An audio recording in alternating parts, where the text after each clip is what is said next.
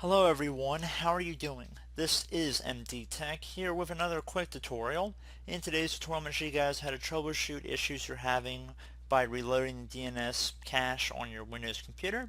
So if you're getting different DNS errors when you're trying to browse the web, and if you've accessed the same website on your phone or other computer or tablet and you're not experiencing the same issue, this tutorial will be for you.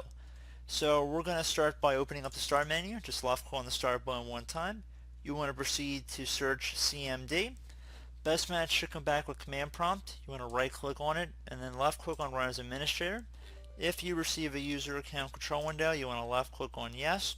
Now that you've done that, you want to type in ipconfig, exactly how it appears on my screen, space /flush DNS, again exactly how it appears on my screen, ipconfig space /flush DNS.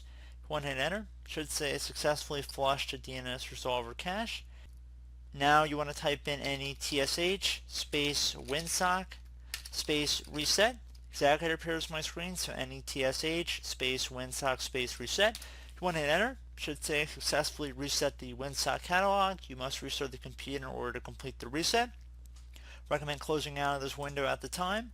Restart your computer and hopefully your issue has been resolved. So as always, thank you guys for watching. Do hope I was able to help you out, and I look forward to catching you all in the next tutorial. Goodbye.